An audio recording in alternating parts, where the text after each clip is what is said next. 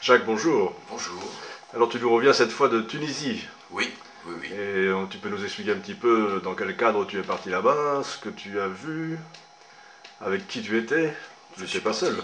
je suis parti avec une délégation, on était une douzaine, et c'est les droits de l'homme, les militants des droits de l'homme tunisiens qui m'ont amené là-bas. Et je dois dire que je suis enchanté de ce voyage de 5 jours, vraiment. Je, Quand on est arrivé à l'aéroport de Tunis, j'en croyais pas mes yeux, vraiment. Il y avait beaucoup de monde qui nous attendait, des militants des droits de l'homme, des gens que je connaissais bien. Ils étaient tous là, vraiment.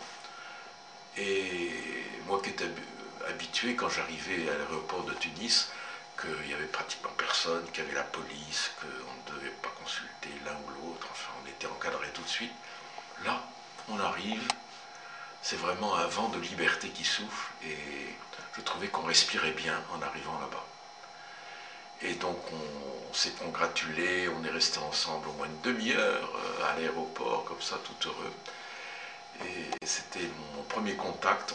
On sent qu'il y a une page qui se tourne en Tunisie et que les Tunisiens eux-mêmes vont écrire cette nouvelle page.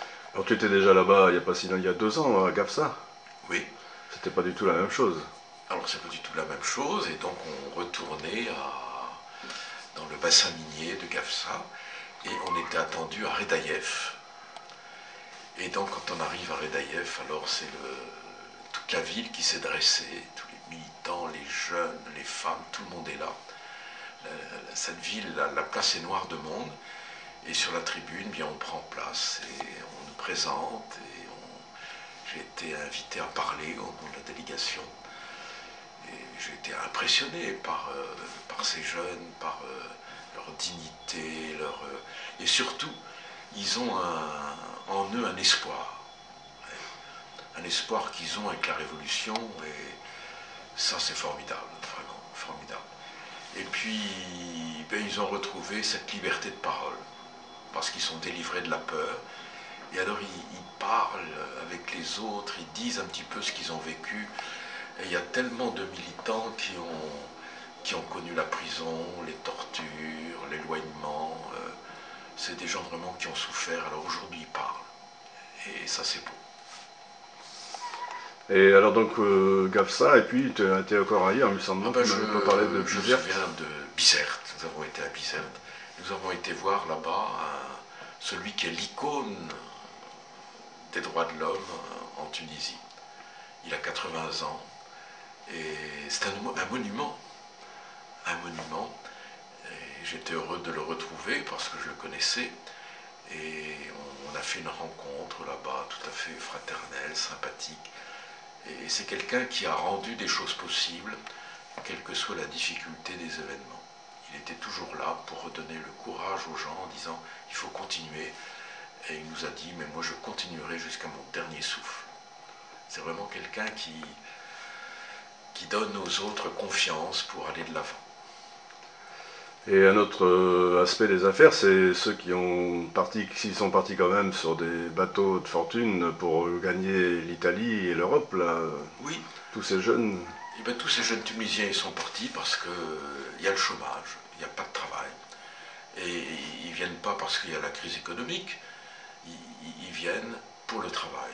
Et ceux qui travaillaient en particulier pour le tourisme, eh ben, c'est terminé en ce moment, il n'y a rien. Alors ils viennent, ils prennent le bateau, et c'est une nouvelle population alors qui arrive sur l'Europe, mais c'est des gens qui sont, je dirais, à la fois doués, accueillants, qui ont fait des études souvent.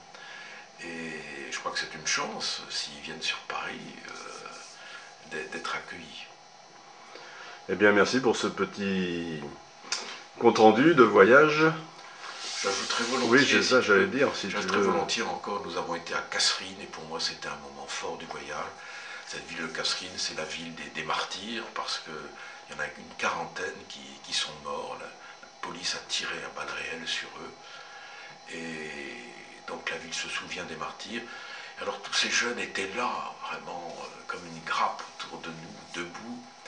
Et je leur ai dit, écoutez, quand quand je vous écoute, je suis impressionné par les luttes que vous avez menées et les violences que vous avez subies. Mais quand je vous vois, je suis réjoui parce que vous avez une dignité rebelle.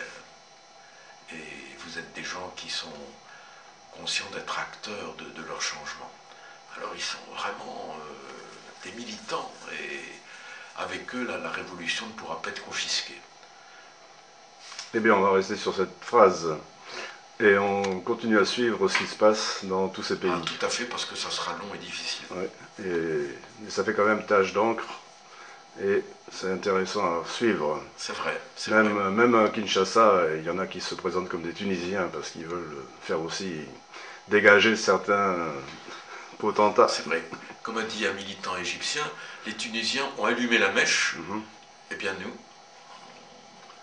on suit. Bien, merci.